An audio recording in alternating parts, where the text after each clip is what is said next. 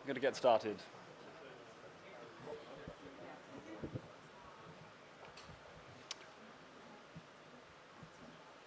Hello. So I'm Samuel Hughes, a researcher in architecture and urbanism and housing policy, and I'm chairing the meeting today.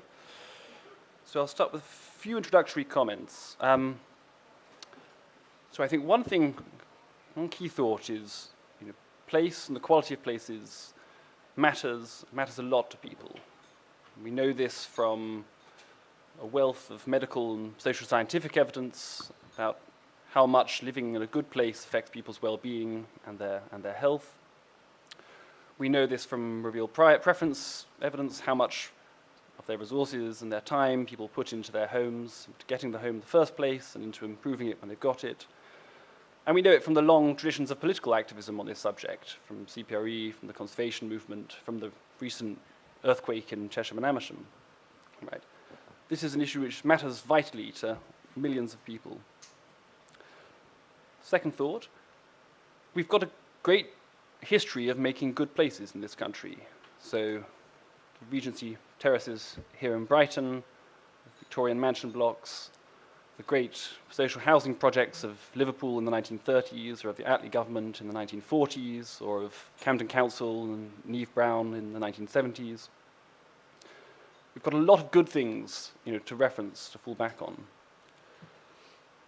Third thought, we're not, I think probably pretty much everyone's agreed, we're not really living up to that standard now. We're not building enough. What we do build is not affordable. Far too often, it's not good enough. It doesn't have enough space. It's too car dependent. It's monotonous. Not the kind of places that people aspire to, or that we should be, as a standard that we should be holding ourselves to. And the fourth thing is that people across Britain tend to feel that development is something that's done to them, rather than something that they can influence, that they can control, that they can shape. And it's something that they don't share in the benefits of. The benefits are monopolized by landowners or developers or promoters, and that the communities who have to bear the cost of development do not enjoy the share in its benefits that they deserve. So it's a pretty serious situation, a pretty difficult problem. But fortunately, we have the dream panel to deal with, to answer these questions for us.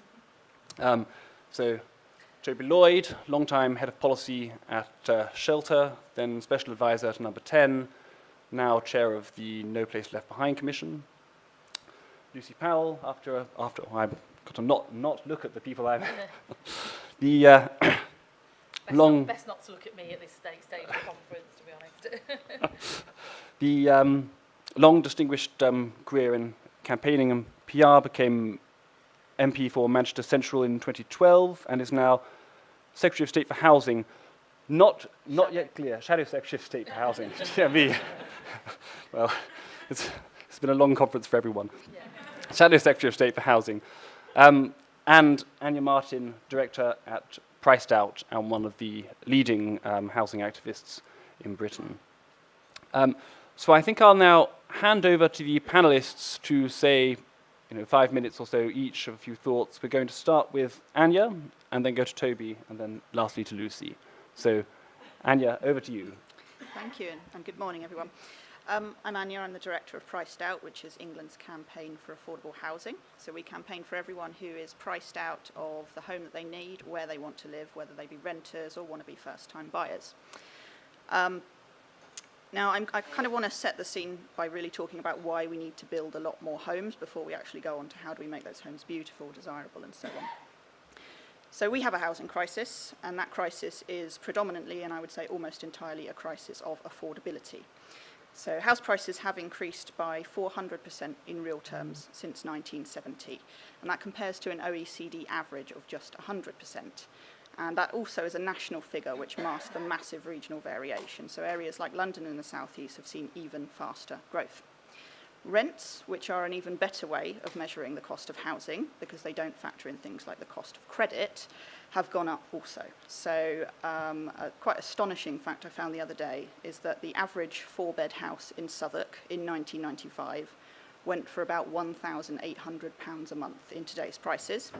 I looked on Rightmove the other day, and the cheapest one that I could find was £2,500, and they averaged about £2,800. So that difference is almost an entire salary at minimum wage at 40 hours a week. So that is absolutely huge, and people simply cannot afford it. Now, this crisis, I believe, causes all of the other issues that we have in housing as well. So obviously things like rising homelessness.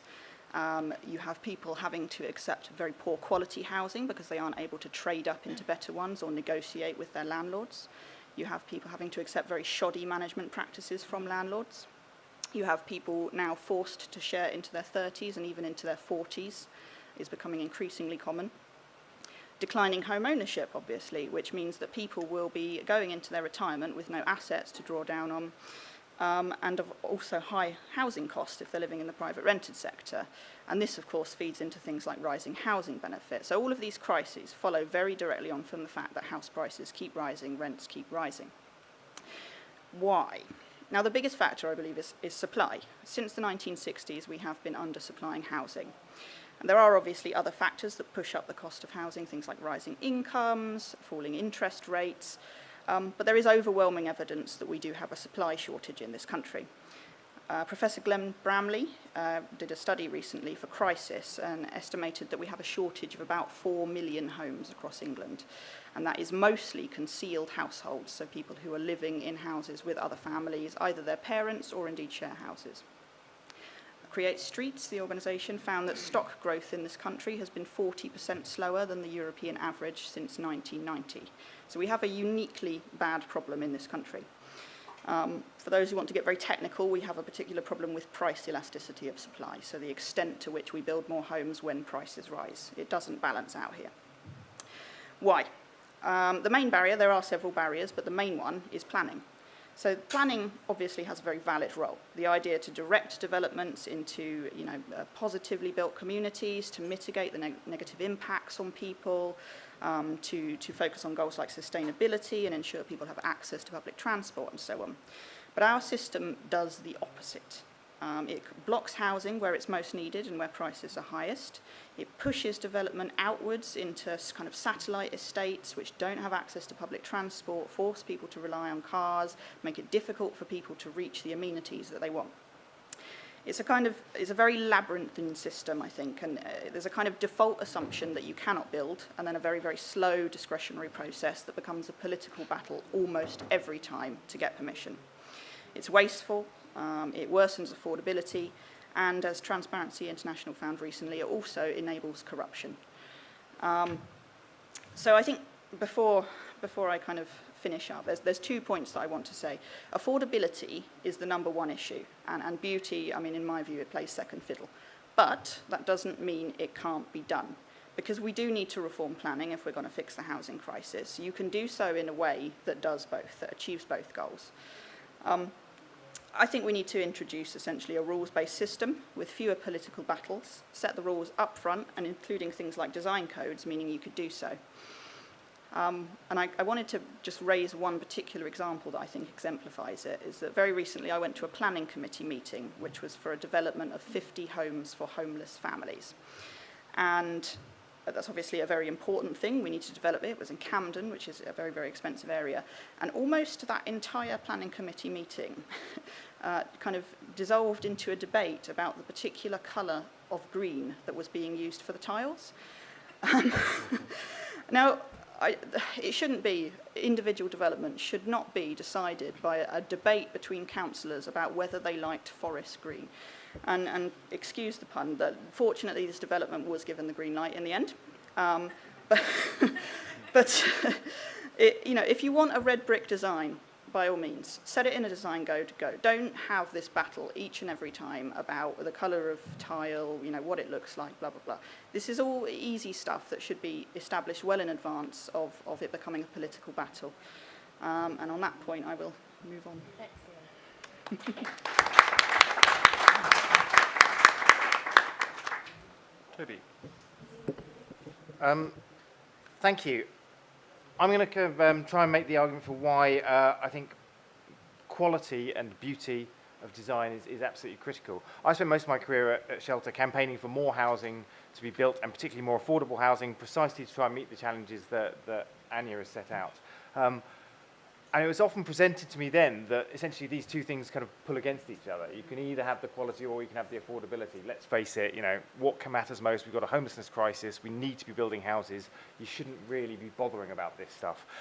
And I had to fight quite a lot of battles over that. And I think in the end, I pretty much persuaded people, at least internally at Shelter, that quality mattered too. And I think we're beginning to win the argument in the country as a whole. I think it matters for lots of reasons. Firstly, because I just don't accept the implied assumption that that poor people or people in need only deserve crap quality housing. I think we just have to reject that out of hand. Of course, affordable housing should be of the highest possible quality.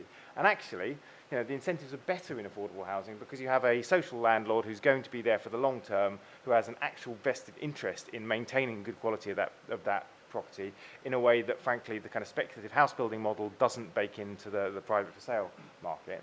So we just have to reject the kind of trade-off between affordability and quality.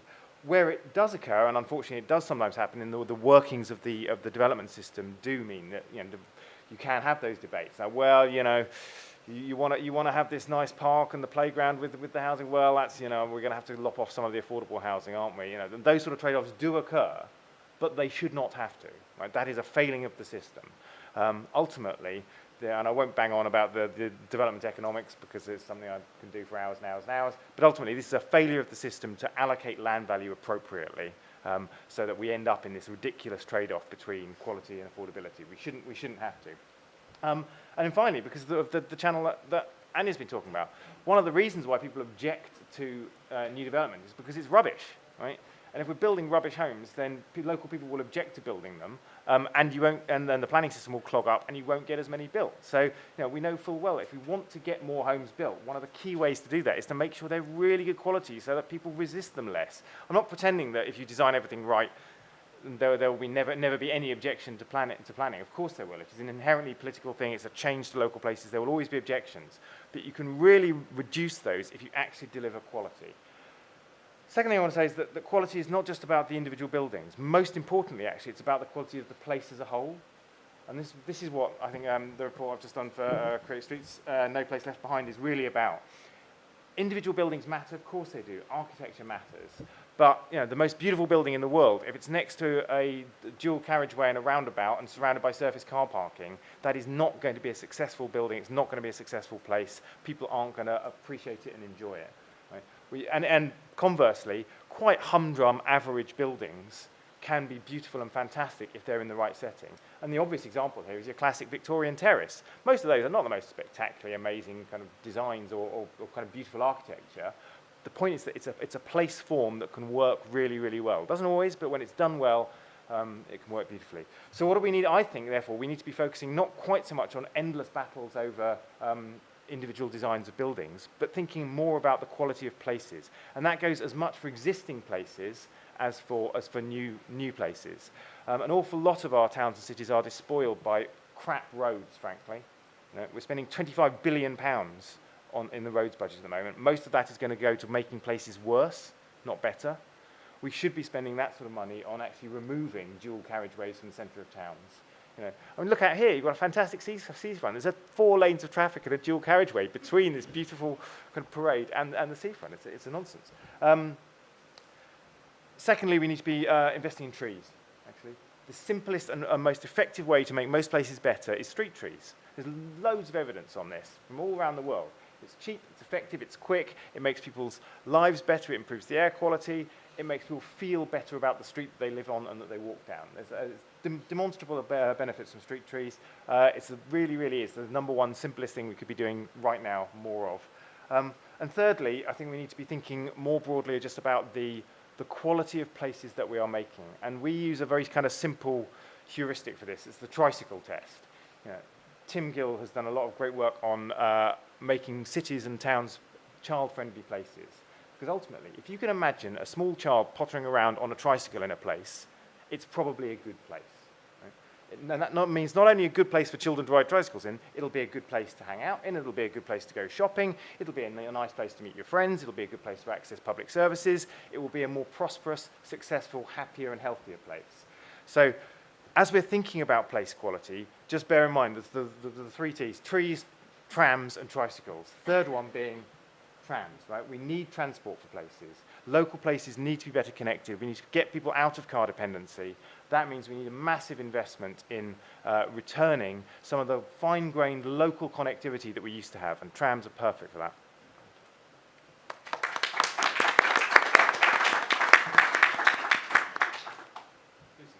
Thank you. Thanks very much, and well done everyone for getting here on the Tuesday morning. I keep saying to myself, is it Tuesday or is it Thursday or Friday? I can't quite work out what day of the week it is. I feel like I'm getting a conference cough that's definitely not COVID, but I think we're all going to be at that conference cough stage very soon. I'd very much agree with everything else that's already been said on the panel. Anya, I think that sounds like total peak North London to me, that planning committee. Anyway,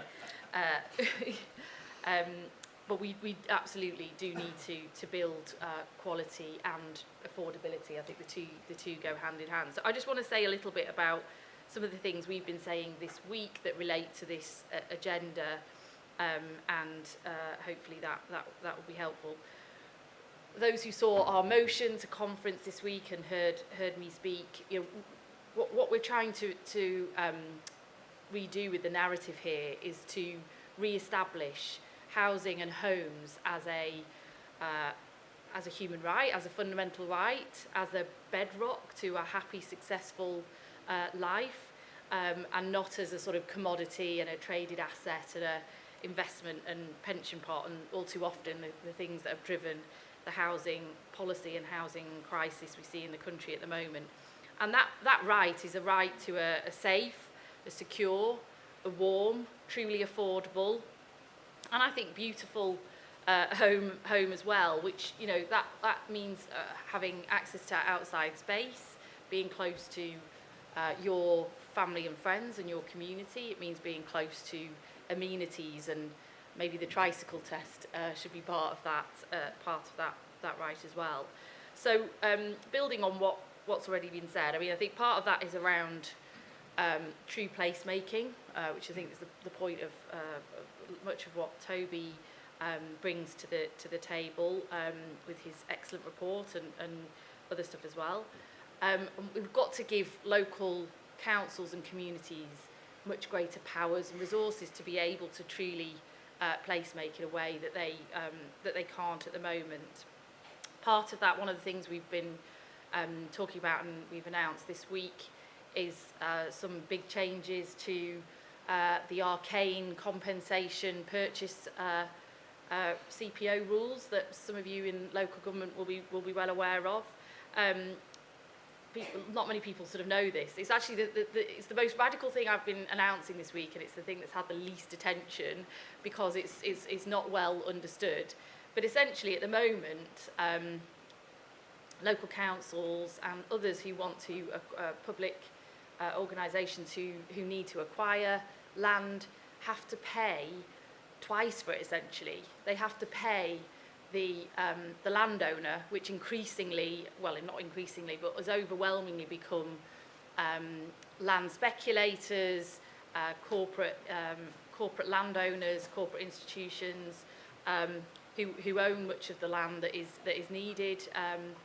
They have to pay them what's called a sort of hope value. So what the land will be worth once it has had the houses built on it, once it's got all the amenities connected to it, all the utilities connected to it, once it's had the transport hub there, what it could be worth when it is fully developed and fully sold on. So to buy it, you essentially have to pay for all that investment yourself as the state, and then you have to pay the landowner for that as well, so you're effectively paying for it twice.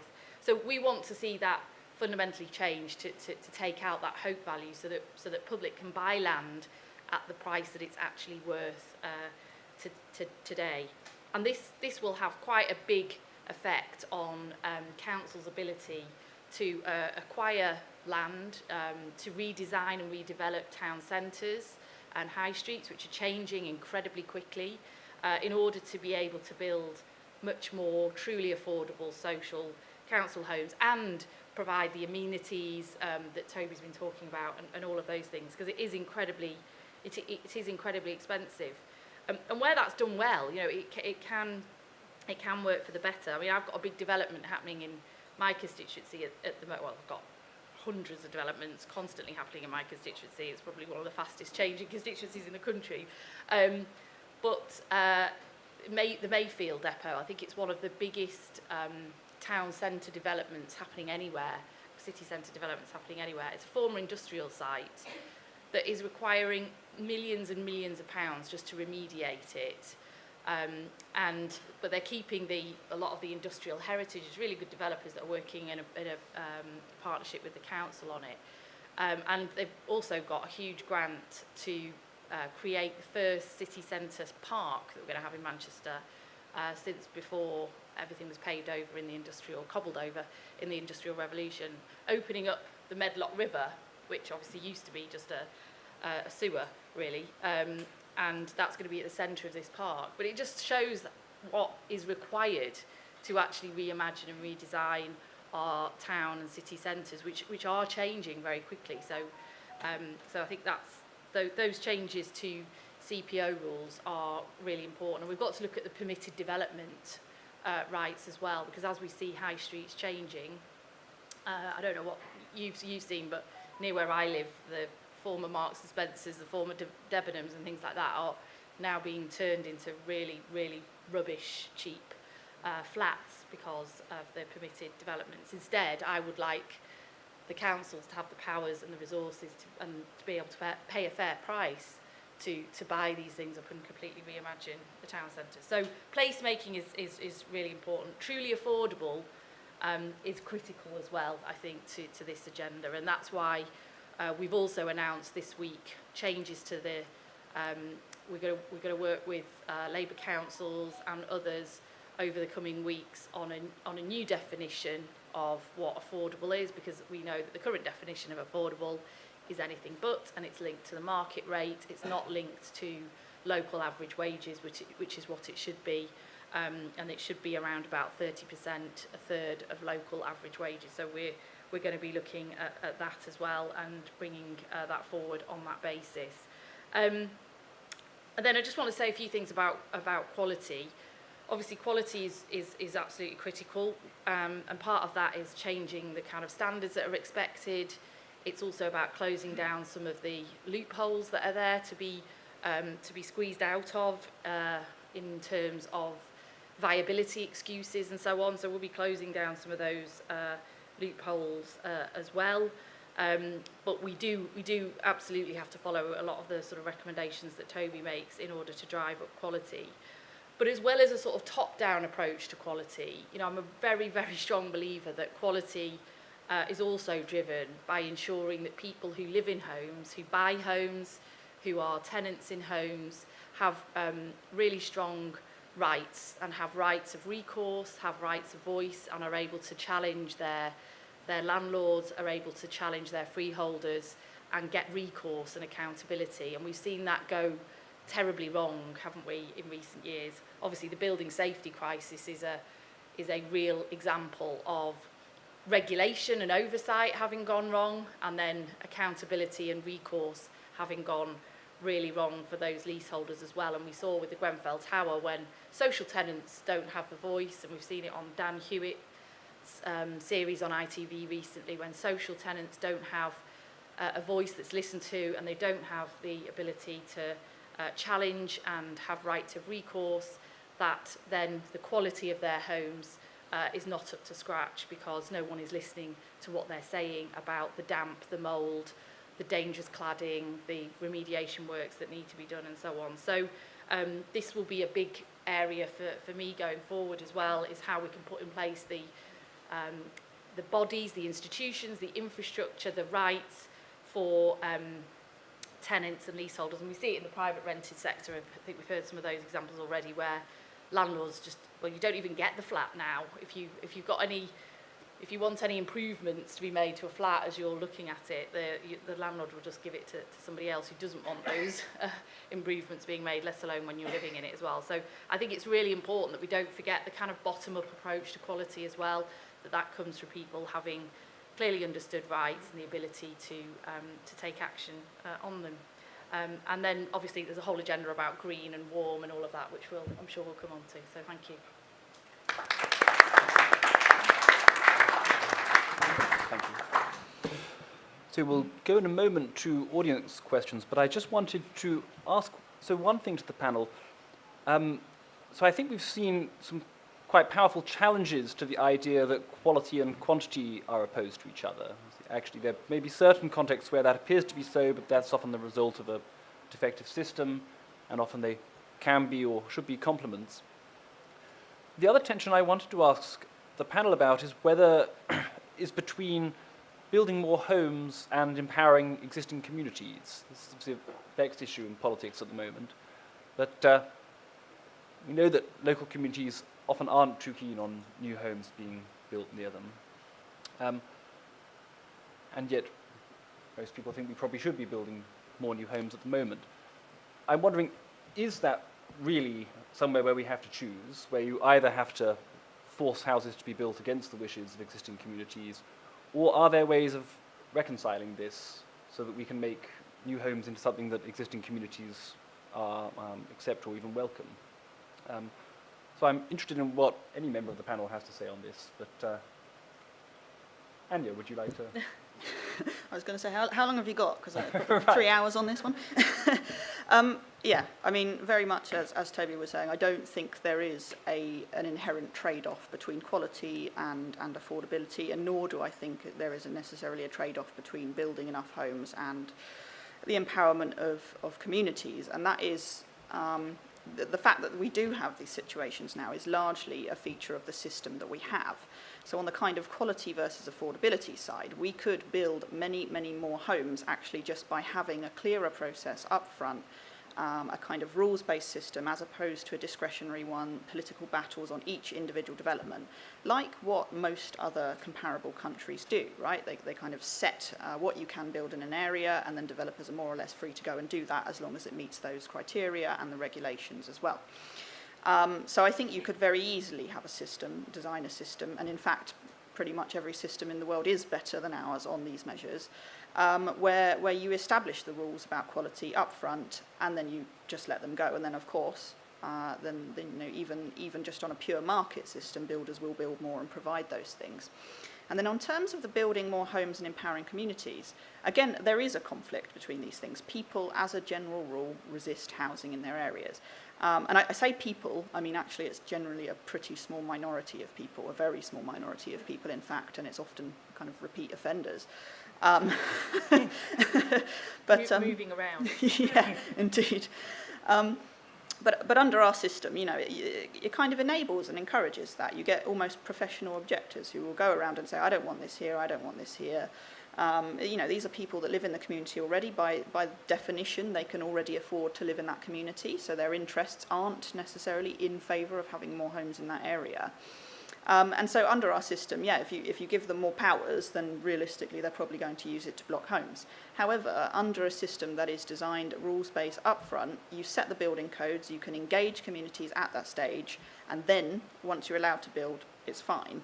And the other thing actually is probably a bit too much for this particular event, but there's the proposals regarding street votes that the Policy Exchange came out with recently, which enables communities to set design codes and rules about what development can happen on their street, but then brings them into that process and encourages them to get involved in redeveloping their own properties themselves. So there's a way that directly engages and empowers communities with the result that they will want to build more homes in their area. So as I said, I think it's totally a feature of the current system we have that these goals are faced up against each other, and that's not the case everywhere in the world, and it doesn't have to be the case. Toby, do you want to come in on that at all? Or? I think I agree with everything Anya said. That I think the other key feature here is that the planning system, as it's designed currently, encourages contributions from a certain type of person.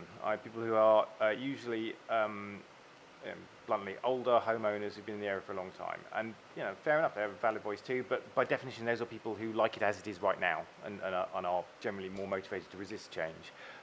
That's just because, it's an old-fashioned system that relies on people turning up to meetings of an afternoon or writing letters in to object to things. It's a very fusty system that inevitably gets a certain type of response. At Shelter once, many years ago, we just tried leafleting an area that was about to have an application for affordable housing going into the area, but by actually talking to people on the local housing estates, many of whom were waiting for a better house themselves or had children who were desperately short of housing and really understood the need for more housing in the area, we got 60 letters spontaneously written into the local council in support of the application. And the local planning officer couldn't believe it. This has never happened. Right? We only ever get letters objecting. It's just because no one had bothered to actually kind of really ask the people who did live locally. We tend to, the design of the system does incentivize a certain type of behaviour. So I think we all actually have a job to do in just engaging people more positively in the planning system. Yeah, I mean, look, a couple of things I'll just add. I agree with what's already been said.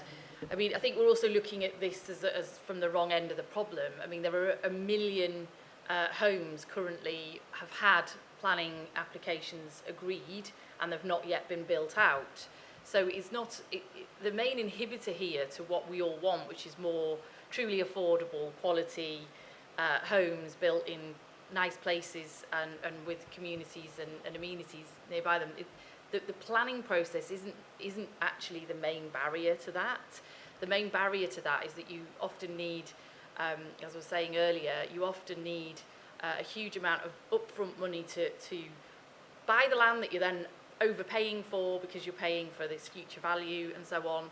You also need upfront money to remediate land because there's still huge numbers of sites that can be utilised that are no longer being used, so-called brownfield sites. But as I say, the changing nature of the high street is a really obvious sort of place to go with this. But that they require proper master plans with other amenities sort of coming in. So you do need to have the cash up front for that.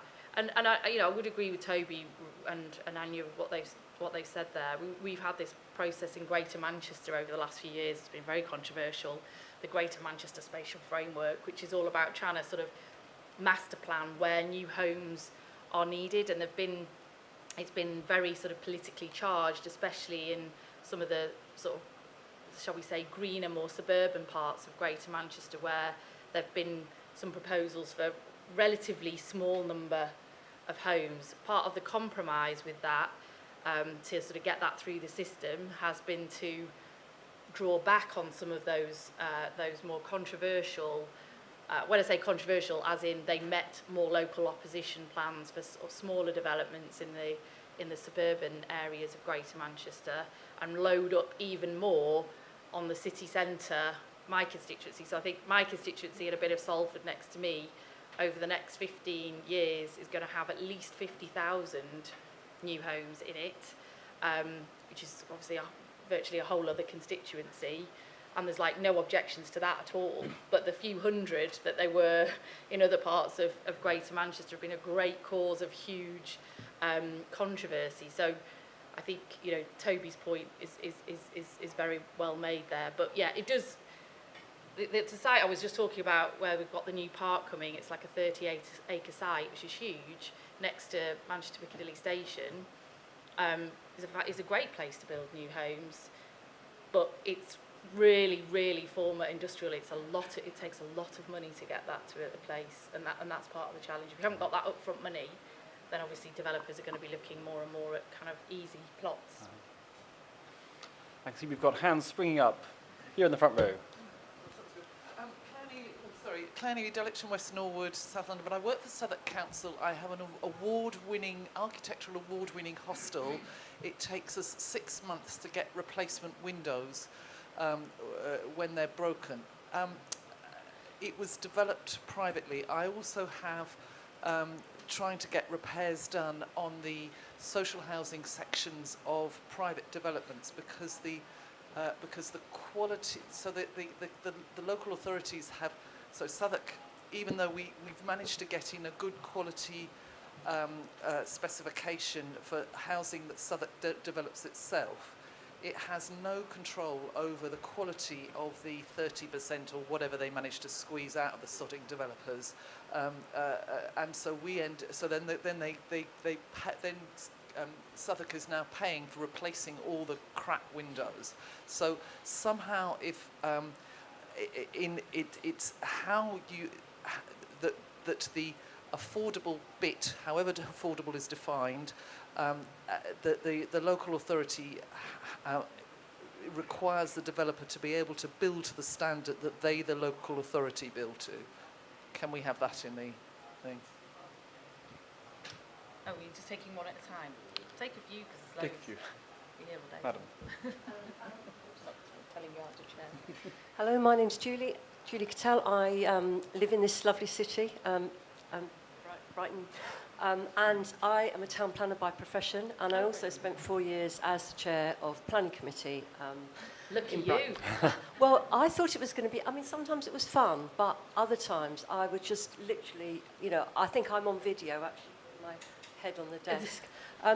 What I want to do, I want to stand up for, I want to sort of like promote planning. I mean, planning came out of the, it was out of the post-war Labour government. It's one of the big socialist endeavours. But unfortunately, the Tories have just chipped away at it. Now, talking about these big developments that get to committee and then they get, ridiculous discussions and so on.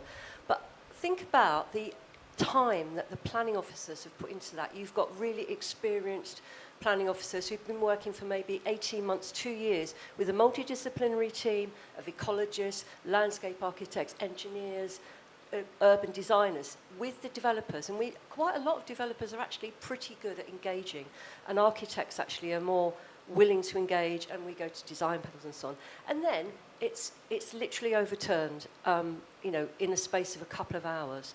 And I've seen this happen in Brighton and Hove, where we have 4 overturns in the space of about over a year, and each one of those won us appeal. Because the reasons for refusal that the politicians, and I was one of them, but I didn't take part in the debates on the refusals, I have to say, the politicians have to make up the reasons for refusal themselves, with a little bit of prompting.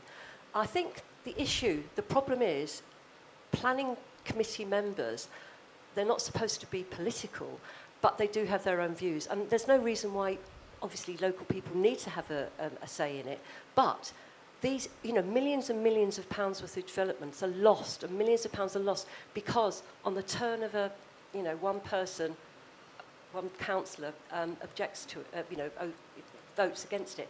This is what we need to do. Look at the planning system. Yes, in many ways, design codes, I agree. We need to look at how planning decisions are made, and there are planning councillors on Brighton and Hove Committee who've been there for 30 years and who still haven't got a clue. Thank you.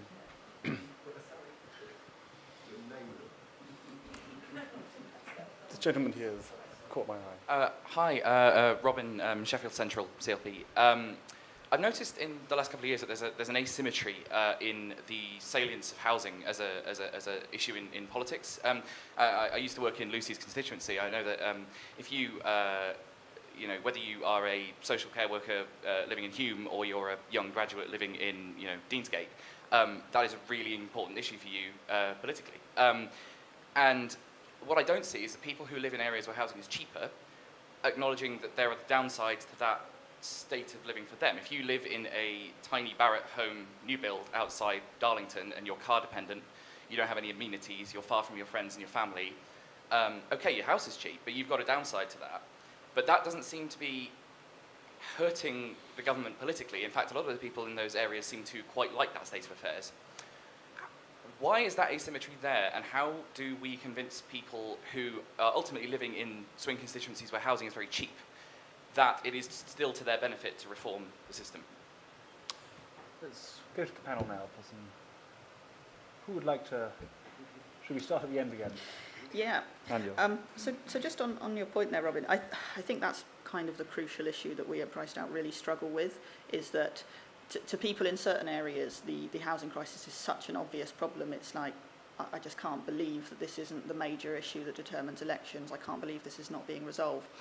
And it's partially because actually a lot of people across the country live in pretty good housing circumstances. The people who live outside of Darlington in their, their barrack boxes or whatever, they're pretty spacious, they're relatively affordable, they're kind of fine. And so I do find that when I speak to people and say, wow, do you know how terrible it is? They're like, what? A few years ago, my manager asked me how much my rent was for my bedroom in a shared house, and it turned out I was actually paying more to rent a bedroom in a shared house than he was paying for his mortgage on a 3-bed flat that he purchased in the early 2000s. So I think that is the main challenge, and aside from kind of just repeatedly banging on about it, I don't really know. This is why I'm here today. And on the other point about kind of planners and how they function, planning committees as well, I couldn't agree with you more there, really, Julie. Like, I don't think we really recognise how much of this is a political issue. And I think you especially will notice as well that the politicians, either councillors or even MPs who have quite vulnerable seats, tend to get far more heavily involved in individual planning battles, which perhaps suggests what's really going on there is not the issues they raise, and they'll often oppose developments that do meet planning policy and are really positive and are really welcome. And there's an interesting example really of Sydney in Australia that has a very, very similar planning system to ours. In fact, I think it is more or less a carbon copy. They actually recently decided that the fact that planning committees are essentially political was part of the barrier to building enough homes in Sydney. And they changed it to remove councillors from planning committees and replace them with independent experts. And I don't know whether that was the factor, but they then had a massive increase in the supply of housing, and prices fell by 7% over the course of a few years. I'm not saying that's necessarily something that we can politically do, but there's obviously an issue there that no one really discusses or recognises. I imagine Lucy might want to come in on that. Yes. Well, yeah, let me just I'll take each thing in turn. I mean, I think you made a good point about sometimes when things are a bit too bespoke, a bit too sort of individualised, it can be hard to maintain, especially when you're talking about public assets as well. So I think one of the most exciting kind of things we've got coming up the track, it's already kind of there, is the sort of off-site manufacture, which I know Darren Rodwell is here, who wants going to do a photo with me about this after, leader of Barking and Dagenham Council, and London councils are doing great work on that, as are Greater Manchester, North West councils as well. And and these are kind of far from the days of the sort of prefab buildings that we all kind of remember of the 60s and 70s. Really large windows, high quality, good spec, really high spec, environmentally friendly, new homes that can be built and engineered completely off-site and then brought on-site, where you can get the standards and the quality, and you can get standard fixtures and fittings that then can be replaced and so on more easily.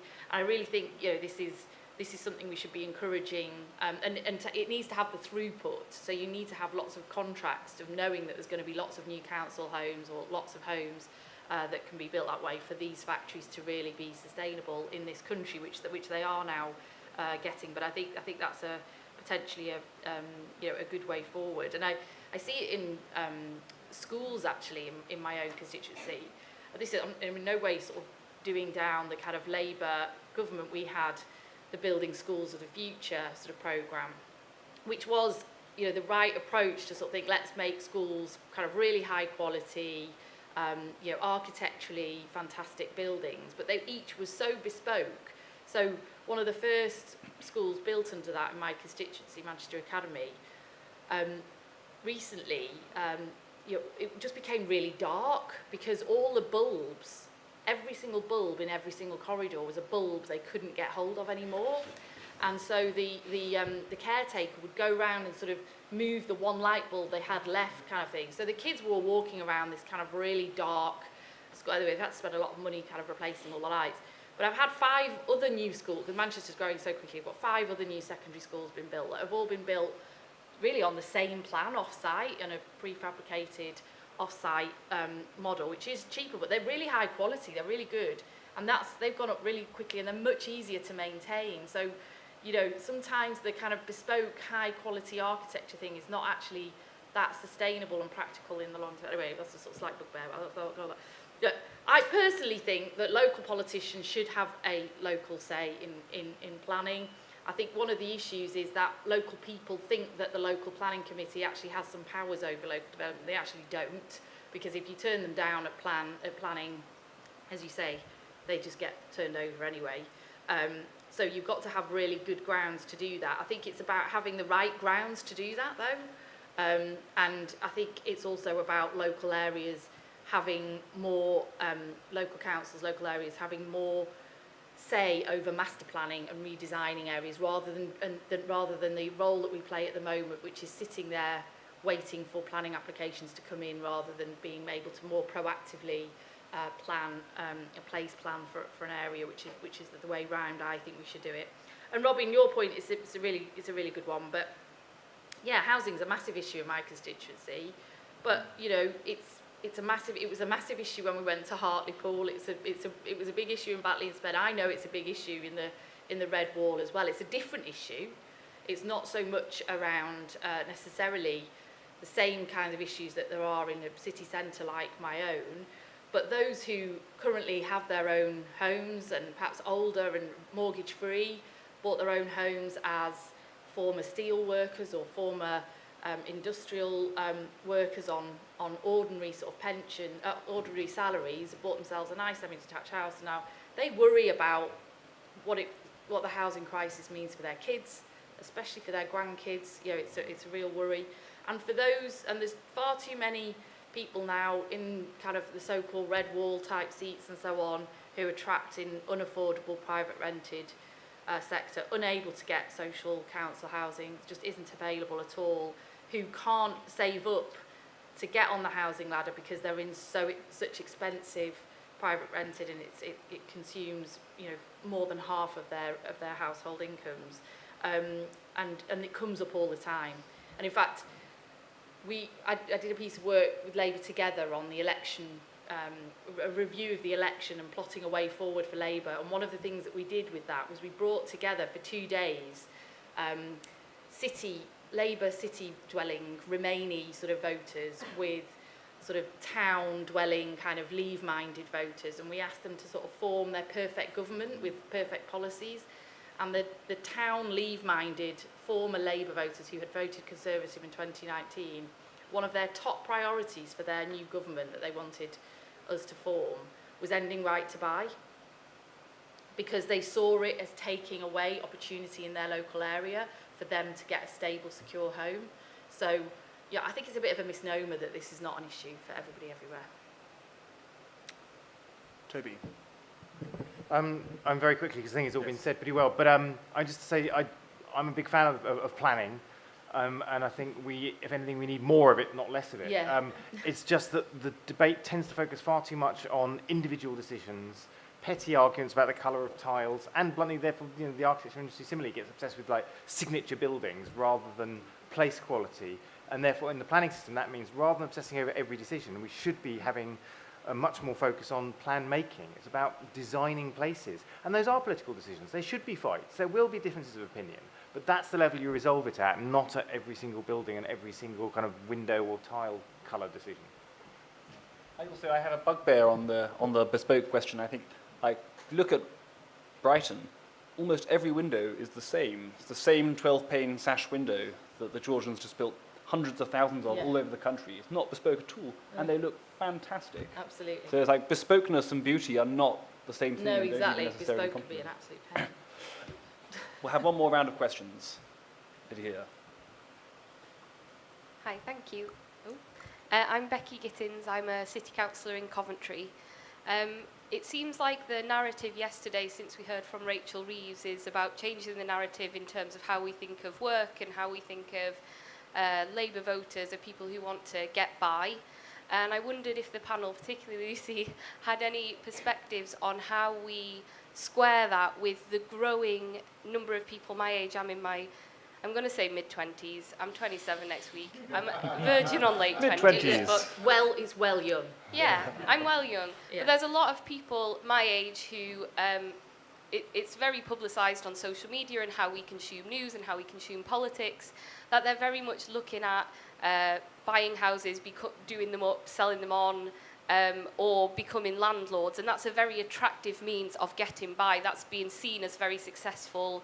A lot of my YouTube ads that get targeted at me when it's not pregnancy tests, it's about, oh, here's how I made 25 grand in a month because I bought this house and then I exploited people.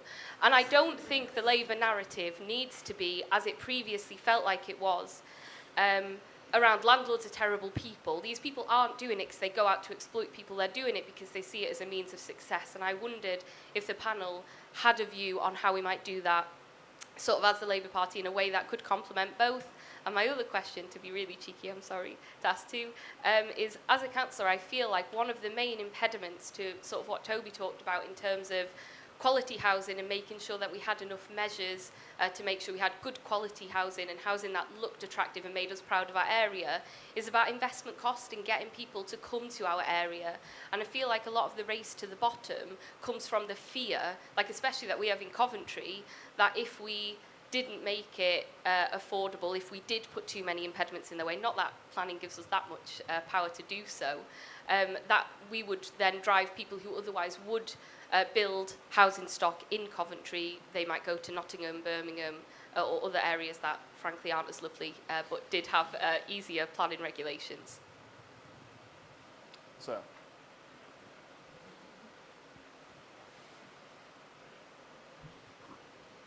Thanks. Hi, I'm Will Brett. I'm a campaigns consultant. I work with people to develop campaigns for good development. I just want to question or hesitate over this idea of moving the democratic moment away from individual developments to the strategic or local plan sort of design code phase. I mean, I get the argument that at the individual development level it encourages NIMBYism if you have if that's where all the engagement is, but it also encourages real passionate engagement from people in development processes because it really matters. It's a building in their community and they know what it is. It's tangible and real and it gets people involved. And I worry about if the democratic moment is at that more kind of high level strategic level, how do you get people involved at that stage? It's quite a hard ask. I mean, I'm not saying it's impossible, but this is the government's current draft of their planning proposals is to do this. And my question is, how do you invest in and ensure that you get real engagement at a much higher level, which is harder to do? Gentleman here. Sorry, I've made it difficult for you, Alex. Hello, good morning, everybody. My name is Tim Crawshaw. I'm the Vice President of the Royal Town Planning Institute. This year, what, sorry? The Royal Town Planning Institute. I'm the Vice President. I'm going to chuck a third one in the mix, really, and I'm not sure we'll answer it this morning, but climate change is really, really important factor in all this. And I'm not saying it should be like another barrier. It's actually a massive opportunity to actually start to think differently. And I know I'm very keen on design codes. I think there's actually a lot to be said about them. But what I'm worried about is actually baking in patterns and forms that are very carbon intensive and very carbon consuming. And actually I think that we need to develop some proper literacy around what will need to happen in terms of changes in our environment so it doesn't come as a massive surprise when buildings don't look like they used to. And what you said about the Georgian form at that time was right. That worked for that time. It's big enough windows, let's light in, etc. We've got to be thinking that one stage ahead if we're going to do this properly and do it efficiently and do it safely. So with heartfelt apologies to everyone who has further questions, I think I should go back to the panel now. Anya again. Me first again. I've got a rhythm now. So on the first one about changing the narrative, I think we talk a lot about kind of housing being seen as an investment asset and how that's not a positive thing. I think we will never get around that until housing stops being an asset. We can't just say it's not an asset, just treat it like a home, because the fact is, if you buy a house and the value of that house keeps going up, people are going to want to buy them. And you can introduce all manner of things to prevent them from doing so, but I mean, these have knock-on effects in other ways as well that aren't always positive. So I think, the way you make an asset an undesirable asset is by supplying loads of it and making it cheaper. So until we kind of get around this supply problem, I think it's not so much about changing the narrative, it's about changing the conditions that lead on to that narrative. On the point about kind of moving the engagement with communities upstream, I mean, it's obviously a bit of a challenge, but I mean, the kind of local involvement, being very passionate, is not always a good thing, right? This is, as I say, a very, very small minority of people, as Toby has said, is not representative of the communities that get involved. The fact that, people are very angry because they don't want a block of flats being built near them is not always something that you really want to be encouraging, when actually perhaps a lot of people in that area are saying, well, I do want housing here, and I want my children to be able to live in this community, but I personally don't have the time or the knowledge or the expertise to go and get involved in these debates. I think there is a very, very high proportion of the most active anti-development campaigners are themselves former lawyers or planning consultants or people who know the system very, very well. And on the point about climate change, I guess it relates to that, is that a lot of the decisions that we need to make about planning to do planning well, they're not hyper-local. They are, at the regional level, things like developing things so that we have public transport and so on. That's not easy to engage people at a local level who may say, oh, I don't want this housing here, but then you say, well, there's literally a tube station 2 minutes down the road. Okay, you may not like it, but it's obviously better if we build it here than if we build it in the middle of nowhere. So I think there's a whole issue with the level of decision making that we have in the planning system, and it's all geared up to push people to say no without considering the broader strategic goals, including climate change, including transport accessibility, and including also beauty and design. Toby. Sorry. Yeah, I just agree that I think I spent years trying to change narratives, and yeah, getting the narrative right is important, but you can't polish a turd, right? And ultimately, however well you spin it, the fundamentals are the fundamentals. And when homes earn more than people, we've got a problem. Yeah. Right? Of course, people are going to invest in housing assets when every other asset is, or your bank savings are earning absolutely zero. And by the way, if they do make any money, you'll get taxed on them. Whereas house prices are going up 10%, and it's tax-free. And in fact, if you're lucky, the government will subsidise you into that price. Of course, we're going to overinvest. So I'm afraid the only way we change the narrative on that is by changing the reality. We have to get the incentives right so that people are actually encouraged to, dare I say it, add value to the economy by doing productive things rather than just speculating on rising property values. And in terms of where the democratic moment comes, again, I think we just have to be quite tough about this. That there's a massive role for community engagement here. This is the planning and plan making. This is a perfect opportunity for collective action. This is about communities coming together, resolving their differences, recognizing their different interests, and resolving them. That's what the system is for. It should be the most brilliant kind of participatory democratic process imaginable. But just by boiling it down to, do you want this change right in front of you to happen or not, here's a big box you can tick no, we're always going to get that response. And the example I would give here is slightly achievement because it's so extreme, but hospital in a suburb wanted to build a children's cancer ward. And I thought, well, come on, surely this one will sail through it. Absolute outcry. All the residents, all the local homeowners go, oh, what's it going to do to house prices? Or what about the parking? If you can't build a cancer ward for children in a hospital, then maybe the point of decision making is at the wrong level. Final words, Lucy.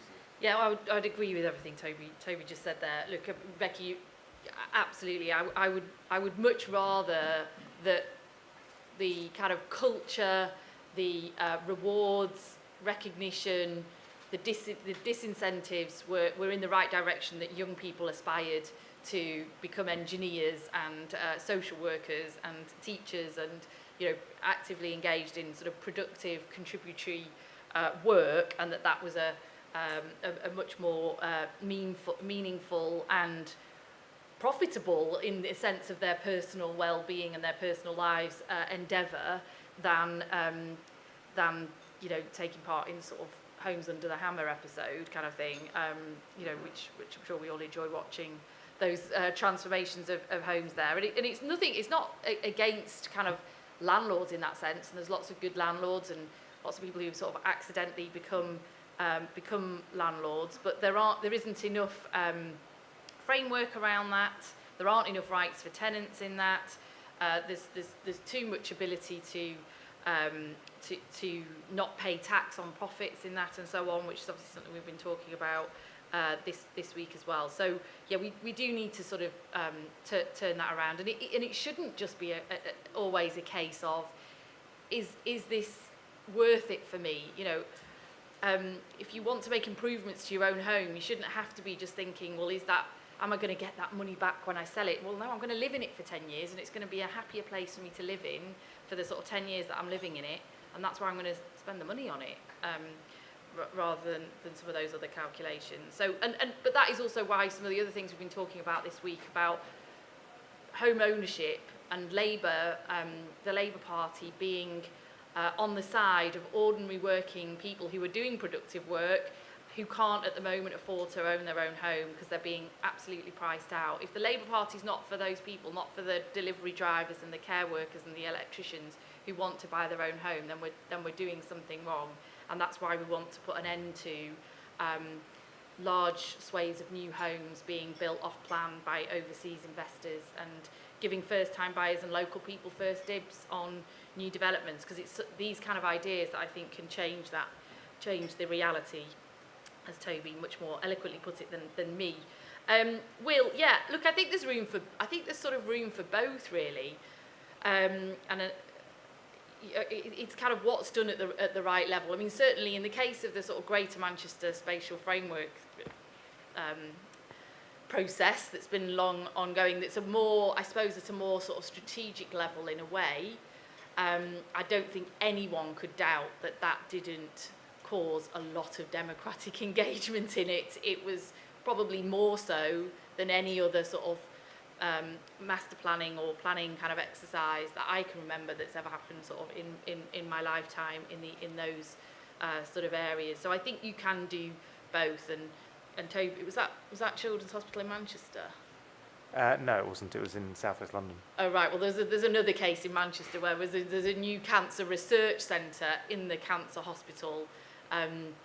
That was a couple of stories higher than the previous research centre that was there, that led to a lot of opposition as well.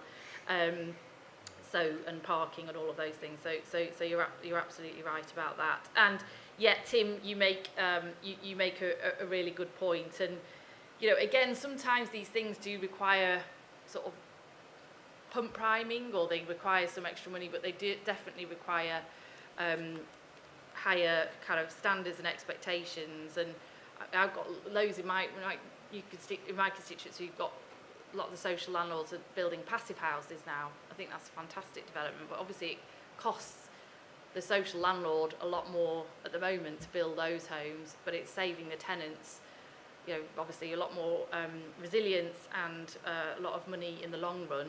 And those types of initiatives, you know, we need to be encouraging, but that again will require perhaps some of the 28 billion a year that Rachel is proposing we spend on greening the economy. I've already got my sights on that, haven't we all? So, you know, I'm sure there's conversations we can have there. So we could clearly go on for hours, but I'm afraid, at the end of our time. So I'd just like you to join me in thanking the panel for fantastic contributions.